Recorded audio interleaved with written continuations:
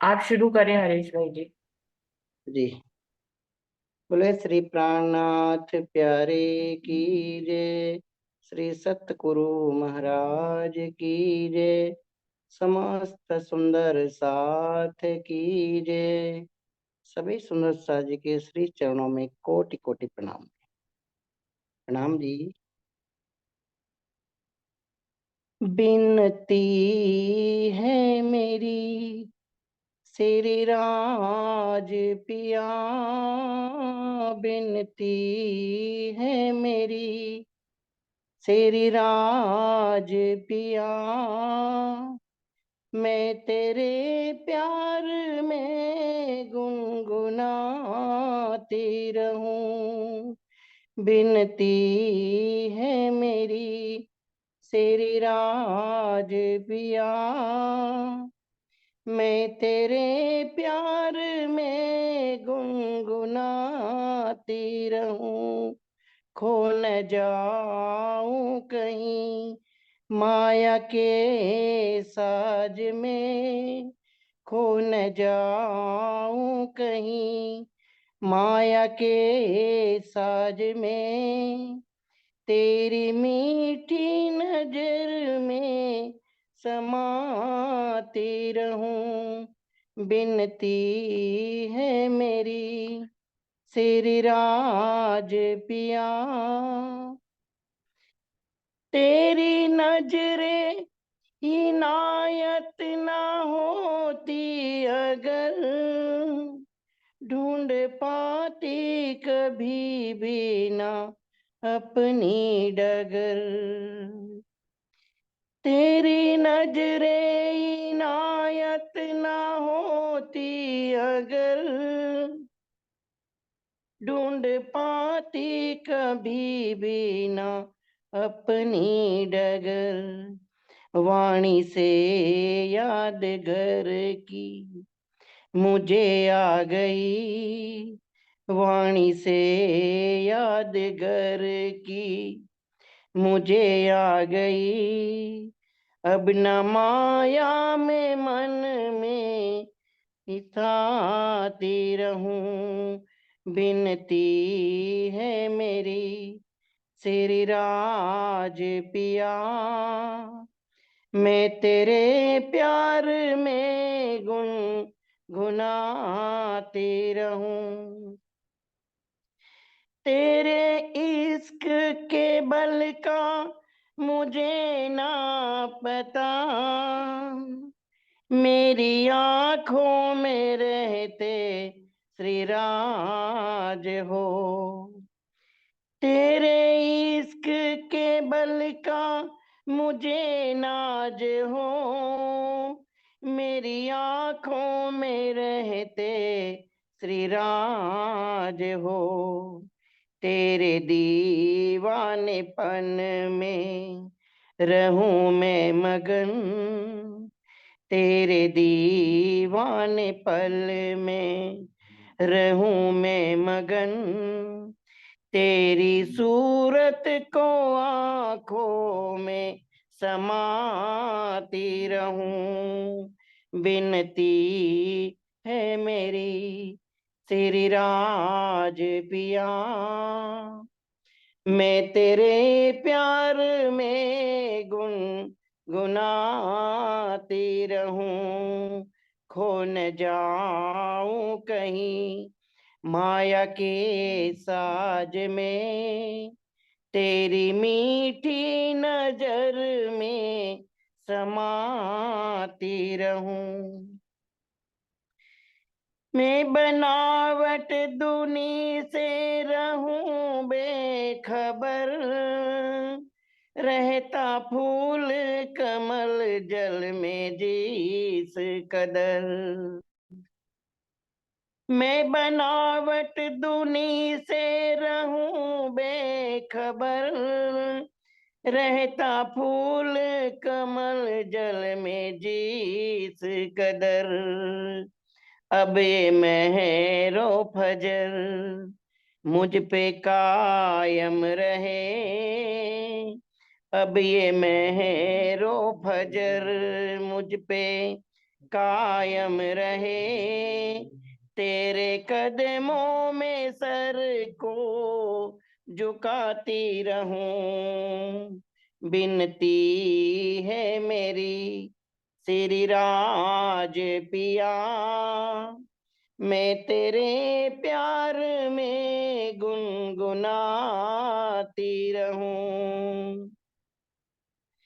साहिबी बुजरक बड़ी है पहचानी नहीं, अपने महबूब को भी मैं जानी नहीं।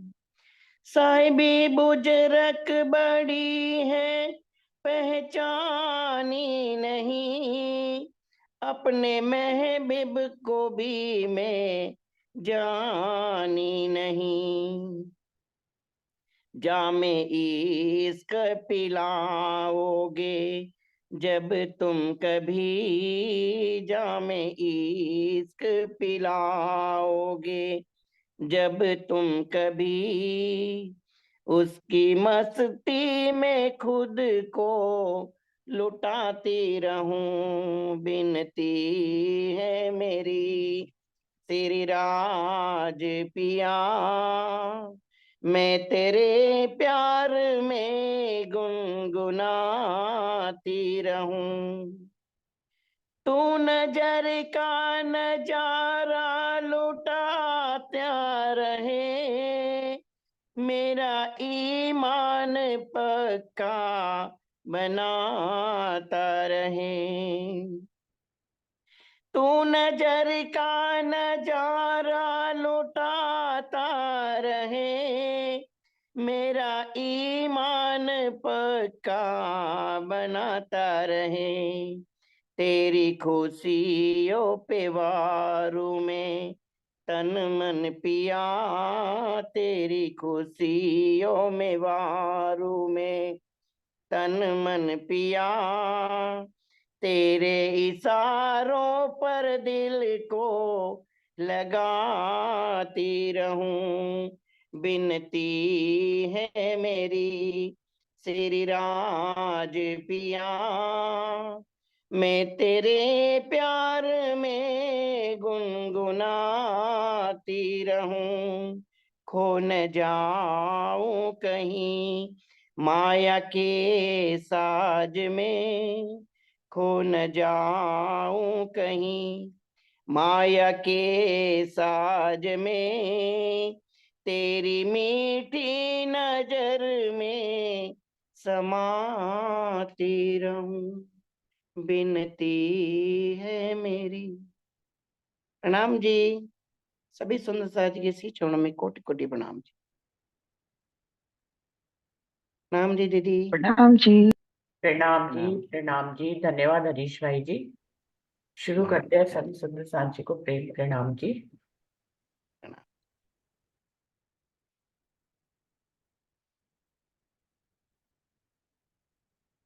प्रणाम जी, सभी सुंदर साथी को प्रेम प्रणाम जी। प्रथम लागू दोई चरण को, धनिये ना छुड़ाइयो खीन, लाख तली न लेनिया, मेरे जीव के ही जीवन, इन पांव तले पड़ी रहूं। धनी नजर खोलो बातून, पलना वालू निरखु नेत्रे, मेरे जीव के ही जीवन, मेरे जीव के ही जीवन। श्री बंदो सतगुरु चरण को, करूँ सो प्रेम प्रणाम। अशुभ हरन मंगल करन, धनी श्री देव चंद्र जी नाम। श्री प्राणनाथ निज मूल पति, श्री मेहराज सुनाम। तेज कुबरी श्यामा युगल, जी को पल पल करूँ प्रणाम। पिया जी को पल पल करूँ प्रणाम। प्रणाम जी, प्रणाम जी। मनमोहन रसानंद सागर युगल दास जी कृत का पेज चल रहा था 44 और हेडिंग थी सुखपाल की यात्रा। तो सुंदर साथ जी, जब 3 बजे का समय होता है, जैसे कि हमें सेवा पूजा से मालूम ही है, सुखपाल छठी भूमि में रहते हैं और वो तीसरी भूमि के छज्जे पे आके लगते हैं।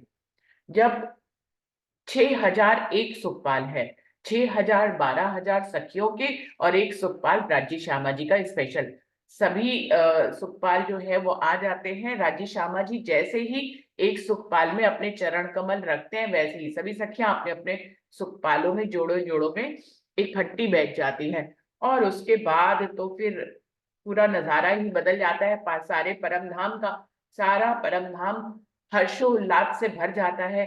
कैसे पशु पक्षी जो है कतारों में लग जाते हैं, बाजे बजाने लग जाते हैं, आसमान और धरती झूमने लग जाती है, पेड़ पौधे जो है वो भी जो है सिजदा बजाने लग जाते हैं।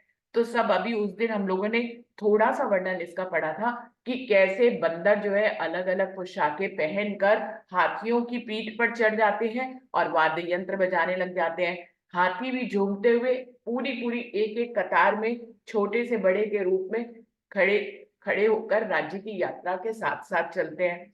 ऐसे ही ये तो हो गए पशु और पक्षियां, पक्षी भी ऐसे ही करते हैं, चाहे वो सुआ हो, मैना हो, तोता हो, कोयल हो, जितने भी पक्षी हैं वो भी सब जो है अपनी कतारों में आसमान में लग जाते हैं, सुंदर पोशाकें पहनकर राज्य के साथ बाजे बजाने लग जाते हैं।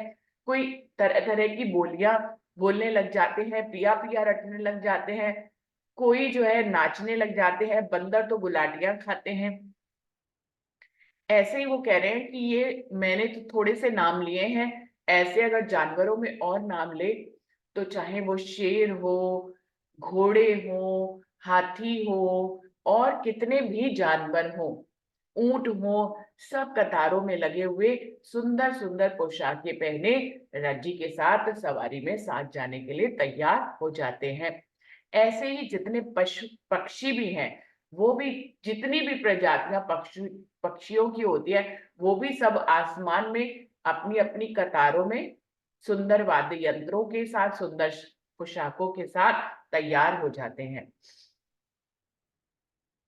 अब क्या कह रहे हैं, कोटान कोट झुंड, तूती, सुआ, मैना, हंस, गरुण, मोर, लाल मुनैया से के चले जाते हैं। इतनी पक्षियों के नाम ले रहे हैं, और भी बहुत प्रजाति के पक्षी होते हैं, लेकिन यहाँ पे इतने नाम ले रहे हैं कि तूती, अब पता नहीं किस पक्षी को कहते हैं, मुझे नहीं मालूम है।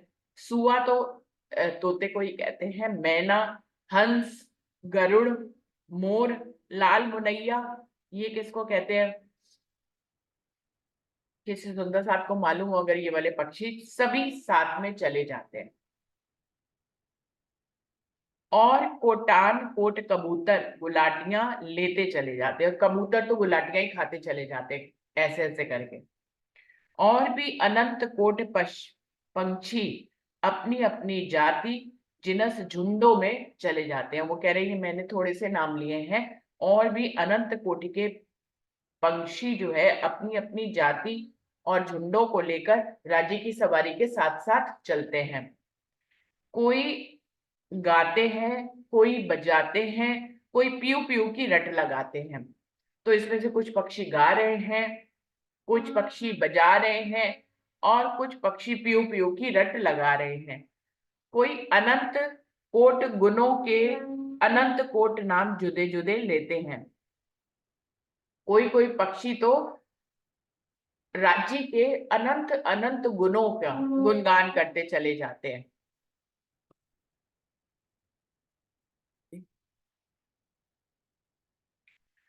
तो वो राज्य के अनंत गुणों का गान अनंत ढंग से करते हैं पशु पक्षी। संपूर्ण पशुओं की चौपदारी बंदर करते हैं, और संपूर्ण पक्षियों की चौपदारी मैना करती है। अब वो कह रहे हैं सभी पक्षियों के आगे जो लीडर होते हैं वो बंदर होते हैं, क्योंकि वो जल्दी से इधर से उधर हो जाते हैं। हाथियों को अपने झुंड में चलने में टाइम लगेगा, लेकिन बंदर एक दूसरे के ऊपर कूद कर भी आगे कहीं पे भी पहुंच जाते हैं। तो वो कह रहे हैं सभी पशुओं की चौकीदारी बंदर करते हैं, और सारी पक्षियों की चौकीदारी जो मॉनिटर होता है, लीडर होता है, वो कौन कर रहा है? वो मैना करती है, क्योंकि मैना बोल लेती है बहुत अच्छा। सो जिसको जिस मिसल में चाहिए, सो मिसल तहां चाहिए। सो जिसको जिस मिसल में चाहिए, जो मिसल तहां चाहिए, तिसको साफ दिल हक के मिसल रखत है। अब वो कह रहे हैं जिसको जहां खड़े होना होता है, वहीं पर ही उसको राजी महाराज अपना हुक्म देते हैं, वो वहीं खड़ा हो जाता है। कोई कहीं भी खड़ा हो, राजी उसके करीब ही होते हैं। देखने में लगेगा कि राजी वहां है, इतने झुंडों के पीछे पीछे कहीं आती हैं, लेकिन ऐसा नहीं है, क्योंकि राजी के ही ये स्वरूप है। सबके दिल में राजी ही समाये हुए हैं, इसलिए वहां पर आगे और पीछे जैसा द्वैत नहीं होता। कोई पीछे है तो भी राज्य के करीब है, कोई आगे है तो भी राज्य के करीब है। तो इस तरह से सब अपनी अपनी मिसल में, अपनी अपनी जाति में, झुंड में बड़े अदब से खड़े रहते हैं। और सुआ मैना माफक दिल हक हादी रूहों के मिसल अदाब करते हैं। और जो मैना और तोता है, तोता मैना है, वो राजी जैसा दिल में चाहते हैं वैसे ही वो आदाब बजाते रहते हैं। और फौज माफक हुकुम बंदर चौबदार के रहते हैं, और जितनी फौजें हैं पशुओं की, उनकी चौबदारी बंदर करते हैं। एक बार एक बाल बराबर कोई आगे पीछे नहीं होता है, और कोटान कोट जबेरों की पुतलियां ऊपर हस्तियों के सवार हैं।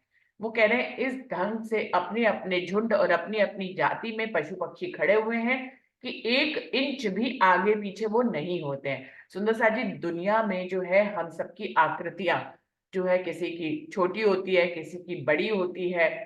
ऐसे ही किसी का रंग काला होता है, किसी का गोरा होता है, किसी का बीच का रंग होता है, लेकिन परम धाम में सबकी जो है शोभा एक जैसी है। परम धाम में सखियों की शोभा भी एक जैसी बताई है। श्यामा जी जैसी उनकी शोभा है। इवन खुद खुशहालियों की भी शोभा सखियों जैसी है। पशु पक्षियों की भी शोभा एक ही जैसी है, सबके दिल में राजी विराजमान है। तो कह रहे हैं अगर तोतों का झुंड है तो सभी तोते एक जैसे होते हैं, कोई भी तोता बड़ा या छोटा नहीं है। ऐसे ही मैना की अगर बात करें, हाथी की, घोड़ों की बात करें, सभी एक बराबर हैं। सुंदर साथी जैसे कहते हैं ना कि वहां पर छोटे से, अभी पिछले प्रकरण में आया था कि इतने छोटे हाथी भी हैं जो जैसे कि अभी पैदा हुआ है, जैसे कोई कोई 3 दिन का पैदा हुआ हो, जैसे कोई 4 दिन का पैदा हुआ, इस हिसाब से आकार दिए हुए हैं। जो जिस आकार में है उसकी कतार में उससे छोटा बड़ा कोई नहीं है। अगर 2 दिन के हाथी की कतार लगी हुई है, जो 2 दिन ऐसे लगता हो कि 2 दिन में पैदा हुआ, तो उनके सारों के कद एक ही जैसा है।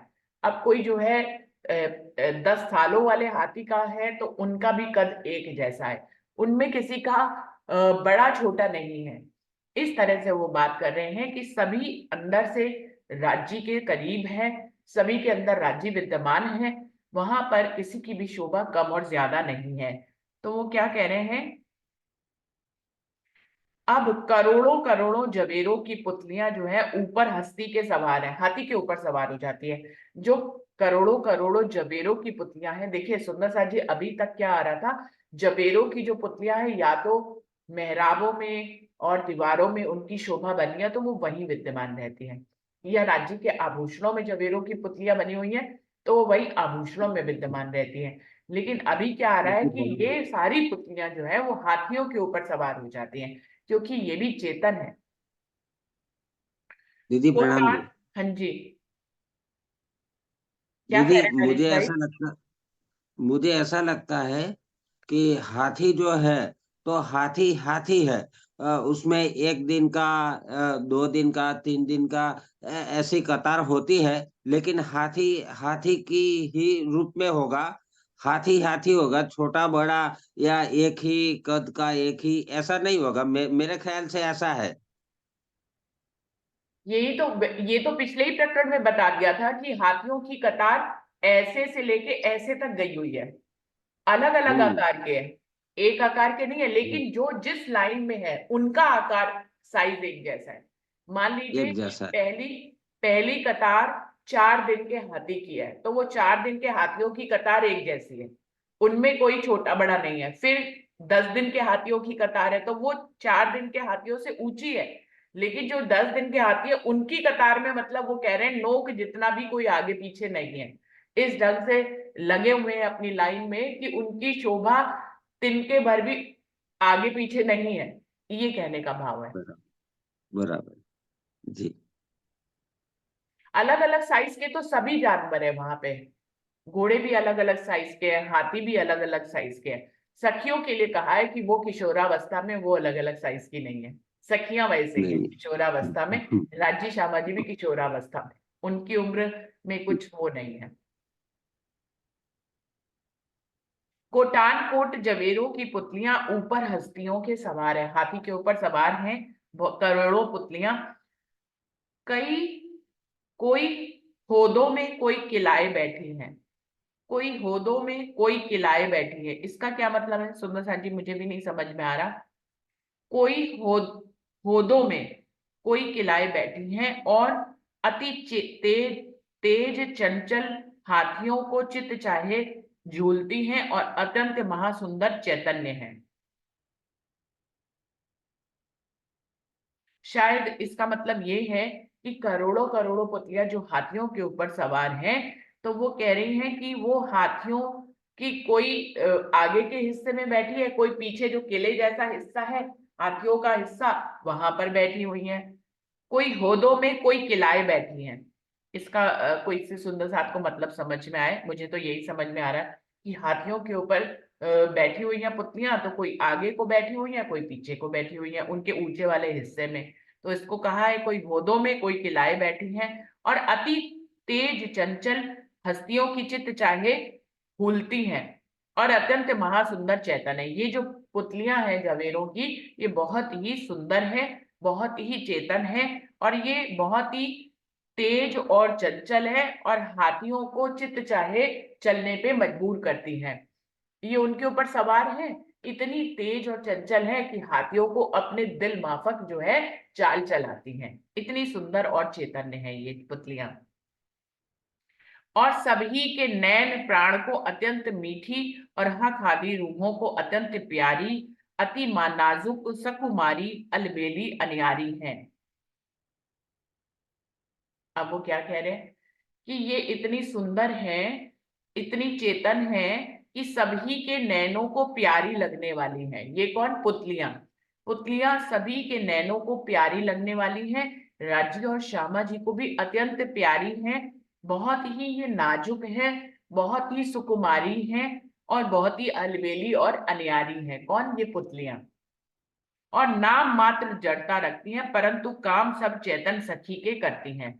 अब वो कह रहे हैं कहने को तो इनको पुतलियां कहा जाता है, तो नाम से ऐसे लगता है जैसे कि ये जड़ता लिए हुए हों, लेकिन ये जड़ता नहीं लिए हुए हैं, ये बहुत ही चेतन है और सब चैतन सखी के करती, और काम सब चैतन्य सखी के करती हैं, और ये सभी काम चैतन्य की तरह करती हैं और चेतन की तरह उठती हैं, बैठती हैं, चलती हैं। इनको बिल्कुल भी आप जड़ न समझें। और ये सखियों के भी जैसे खूब खुशहालियां काम करती हैं, वैसे ही चेतन पुतलियां भी सखियों से बातें भी करती हैं और उनके काम भी करती हैं। और डोलन बोलन चितवन में जादू के टोना है। वो कह रहे हैं इनके चलने में, इनके हिलने में जो है, ऐसे इनकी चितवन है जैसे कि जादू कर देगी आपके ऊपर। जवेरों की पुतलियां इतनी सुंदर हैं, इतनी चेतन है, इतनी अलबेली और सकुमारी हैं कि जब ये हिलती हैं डुलती हैं, वो कह रहे हैं, तो इनकी चितवन इनको देखने मात्र से जो है ऐसे लगता है कि हमारे ऊपर जादू हो गया, हो रहा हो, जादू चल रहा है, इनका जादू चलने लग जाता है, ऐसे ये हिलती और डुलती हैं। और रूहों के प्राण प्यारे खिलौना है, और इनको सखियों का खिलौना भी कहते हैं। सखियां इनके साथ ही खेलती हैं। अब 12 से 3 में जब राज्य विश्राम करते हैं, तो सुंदर साथ जी वो सखियां आपस में भी खेलती हैं और वो जवेरों की पुतलियों के साथ भी खेलती हैं। तो वो कह रहे हैं ये सखियों के खिलौने हैं एक तरह से परम धाम में, ये जवेरों की पुतलियां।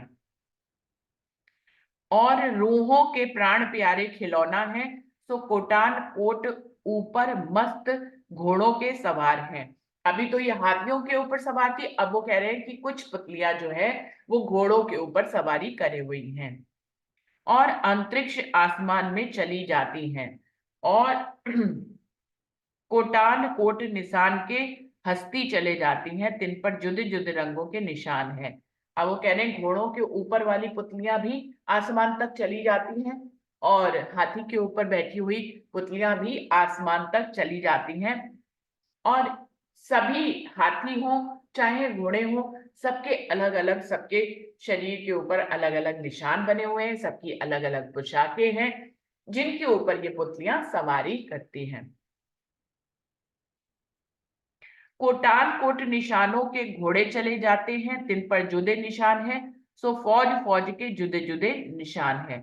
अब वो कह रहे हैं जैसे हाथियों के अलग अलग वैरायटी है, वैसे ही घोड़ों के भी अलग अलग निशान हैं। उन्होंने अलग अलग ढंग की पोशाकें पहनी हुई हैं और अलग अलग ये चाल चलते हैं।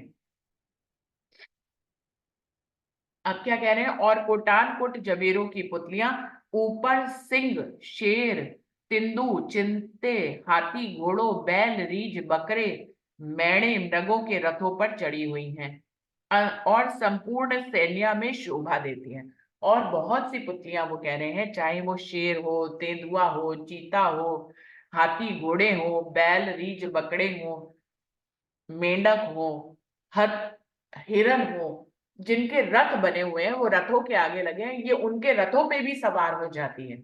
जबेरों की पुतलियां किसी को भी नहीं छोड़ती। हाथी घोड़ों पर सवार हैं, मेंढकों पे सवार हैं, सिंह पे, चीते पे, और रीछ पे, बैल पे, बकरे पे, हिरनों के, सभी के रथों पर सवार हो जाती हैं और संपूर्ण सैन्य में अलग अलग अलग ढंग से शोभा देती है, क्योंकि ये जबेरों की बहुत ही सुंदर अलबेली पुतलियां हैं।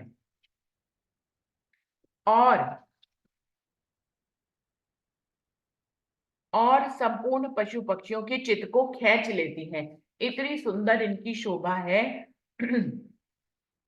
कि ये संपूर्ण पशु पक्षियों के चित्त को अपनी तरफ खींच लेती हैं। राज्य श्यामा जी के चित्त को अपनी तरफ खींच लेती हैं। सखियों की तो ये खिलौने ही हैं, तो उनके चित्त को भी अपनी तरफ खींच लेती है। इतनी सुंदर इनकी शोभा है। ये लटकती मटकती रहती हैं, तो इनकी चितवन जो है हमारे ऊपर जादू सा कर देती है। अब 6001 सुखपाल, तिन पर हर एक जो सुखपाल के अष्ट दिस विषय कोटान कोट खूब खुशहालियां निरत करती हैं। अब कह रहे हैं ये जो 6000 सुखपाल हैं, जब ये चलते हैं,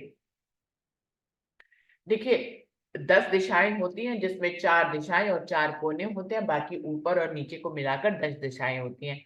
तो कह रहे हैं ये सुखपाल की जो 8 दिशाएं हैं, जिसमें 4 दिशाएं और 4 कोने हैं, इनमें 8 दिशाओं में करोड़ों खूब खुशहालियां निरत करती हैं। एक एक सुखपाल के 8 दिशाओं में करोड़ों करोड़ों खूब खुशहालियां निरत करती हुई चलती हैं।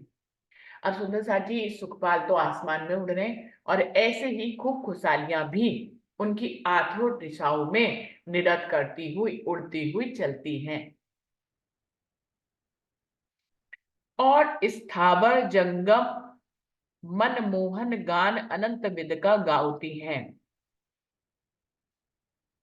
और वो कह रहे हैं कि ये खूब खुशहालियां निरत तो करती हैं, साथ में जिस स्थान से गुजरती हैं, चाहे वो जंगल हो, चाहे वो जो है पेड़ पौधों की जगह हो, ये जिस भी जगह से निकलती हैं, वहां पर अनेक विध से जो है उसी तरह से उसी जगह का कुछ ना कुछ गाना गाती चली जाती है अपनी मधुर आवाज में। तो इस पर तरह से पुतलियां भी क्या कर रही हैं, अनंत तरह से गा और बजा रही हैं और सुखपाल की 8 दिशाओं में निरत करती हुई चलती है। अगर सुखपाल जंगल से निकल रहा है तो जंगल का गाना गाती हैं।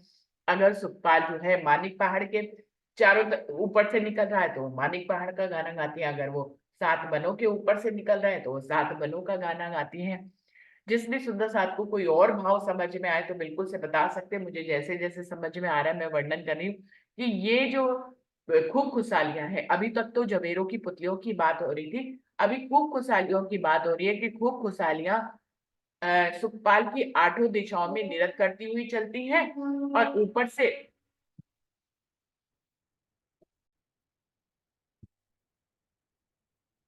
और जिस जगह से भी निकलती हैं वहां का ही ये संगीत और गाना भी गाती हैं। तो क्या कह रहे हैं, और स्थावर जंगम मनमोहन गान अनंत विद का गावती हैं। अनंत विद के बाजे अनंत विद सो बजावती हैं। ये अनेक अनेक बाजे अनेक अनेक तरीके से बजाती हैं, यानी कि एक बाजे को कई ढंग से बजाती हैं और ऐसे अनेक बाजे बजाती हैं। आगू सुखपाल के अंतरिक्ष नाचती चली जाती हैं। प्रिया प्रियतम सुंदर साथ को अनंत विद के हाथ हाव भाव कटाक्ष बतावती हैं और पीयू के नैनो नैन मिलावती हैं। अब ये खूब खुशहालियां क्या कर रही हैं, सुखपाल के चारों तरफ नाच रही हैं, अनेक तरह के वाद्य यंत्र बजा रही हैं और सुखपाल के अंतरिक्ष तक नाचती ही चली जाती हैं। जितनी दूर तक सुखपाल जाते चले जाते हैं, ये थकती नहीं है, क्योंकि वहां थकावट तो होती नहीं है सुंदर साथ जी। तो ये अंतरिक्ष तक नाचती चली जाती हैं और प्रिया प्रियतम सुखपाल को अनंत विद के हाव भाव कटाक्ष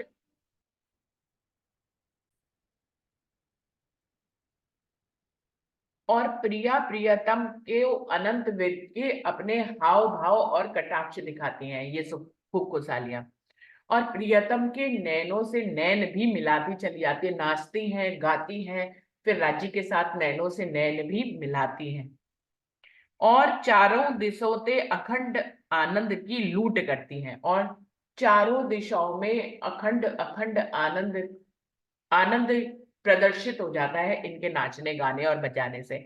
मतलब समा बंध जाता है खूब खुशहालियों के नाचने से बजाने से हाव भाव दिखाने से।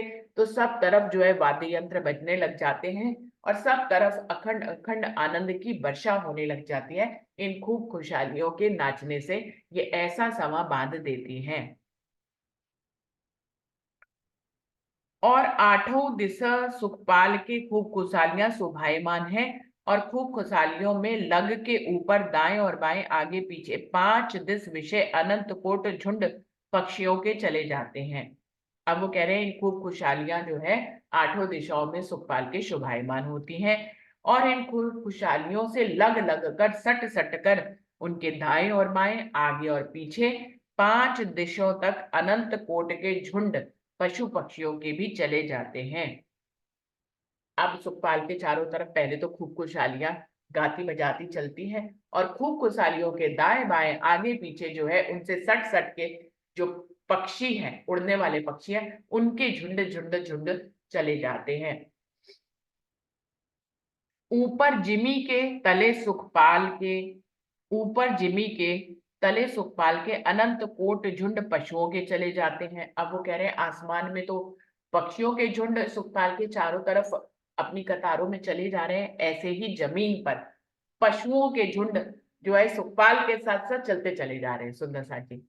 तो पूरी सेना के साथ राजे महाराज 3 बजे जो है परम धाम रंग महल से निकलते हैं और किसी भी पक्ष में जाकर जो है राजे महाराज तरह तरह के खेल तमाशे और अटखेलियां करते हैं। तो सुंदर सा जी, चितवन में आप क्या लेते हैं कि राज्य शामाजी सुखपाल में बैठ गए, सखिया सुखपाल में बैठ गई, लेकिन चितवन ऐसी नहीं करनी है। कितनी तरह की चितवन बता रहे हैं युगलदास जी कि कैसे जमीन पर जमीन के पशु उनके साथ सुखपाल के चलते हैं और आसमान में उड़ती हुई खूब खुशहालियां चलती हैं और उनसे सटे सटे पक्षी भी अपने अपने झुंड में चले जाते हैं। अनंत कोट पशु जो अनंत कोट रंगों के हैं, तिन तिन तिन हर एक पशु को का ज्योति को थंब जमीन से उठ के ऊपर आसमान में लगा है। हर एक पशु का ज्योति को थंब जमीन से उठ के ऊपर आसमान में लगा है। वो कह रहे हैं ये जो अनंत अनंत पशु जमीन पर सुखपाल के साथ चले जा रहे हैं, जो कि अनंत तरह के रंगों से सुंदर शोभायमान है, अनंत तरह की वेशभूषाएं नगों वाली जिन्होंने पहनी हुई है, वो कह रहे हैं हर पशु का एक रोशनी का थंब बन जाता है। उसकी जो शोभा है, उसकी शोभा का एक थंब रोशनी का, सुंदर बिजली जैसी सुंदर रोशनी का थंब बन जाता है, जो ऊपर आसमान तक उसकी शोभा चली जा रही है। आप किसी एक पशु को अलग से देखेंगे तो उसकी पूरी रोशनी शोभायमान होकर आसमान में पूरी रोशनी चली जा रही होती है।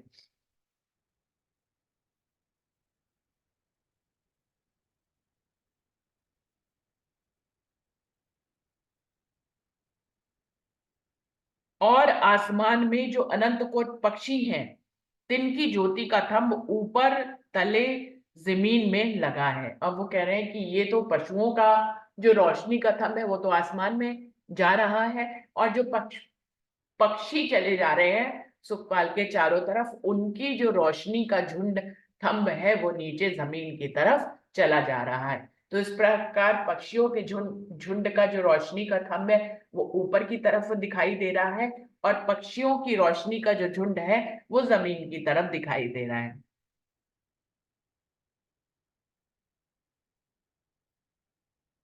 संपूर्ण जातें पशु और पक्षियों की ऊपर जमीन और तले आसमान के चली जाती हैं।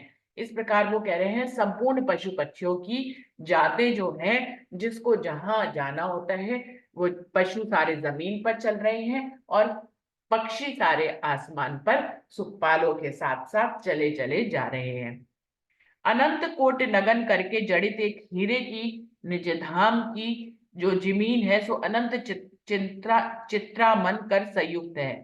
वो कह रहे हैं और उसके बाद जो जमीन है परमधाम की, निजधाम की जो जमीन है जो अनंत नगों से जड़ित है। भाई परमधाम में तो हर चीज, वहां की रेती भी नगों जैसी दिखती है, तो जो जमीन है परमधाम की जो अनंत अनंत नगों से जड़ी हुई है, हीरे से जड़ी हुई है, वो अनंत चित्रामन कर संयुक्त है। ऐसे पूरी जमीन पर अनेक तरह के नगों से, हीरों से, जवाहरातों से अनेक प्रकार की चित्रकारी बनी हुई है। तिन चित्रामन से अनंत कोट नगन की ज्योतिन को धारे उठी हैं, सो जिमी से ऊपर आसमान लो लगी है। वो कह रहे हैं इन चित्रकारियों से, जो नगों की, जवाहरातों की और हीरो की चित्रकारी जमीन पर बनी है, इस चित्रकारी से अनेक तरह की रोशनियां निकलती हैं जो ऊपर आसमान तक चली जाती हैं। फिर से पढ़ रही हूं। अनंत कोट नगन करके जड़ित एक हीरे की निजधाम की जो जमीन है सो अनंत चित्रामन कर संयुक्त है, जिसपे अनेक चित्रामन बने हुए हैं। तिन चित्रामन से अनंत कोट रंगन की ज्योतिन की धारे चली हैं। इस चित्रकारी से अनंत रंगों की चित्रकारी की रोशनियां चली, धार मतलब एक कतार धार जैसी उठी है, सो जिमी से ऊपर आसमान लो लगी है और अचल अखंड खड़ी है। और जैसी रोशनी ऊपर की तरफ जाती है वो उतनी ही सुंदर अखंड ढंग से खड़ी हुई है।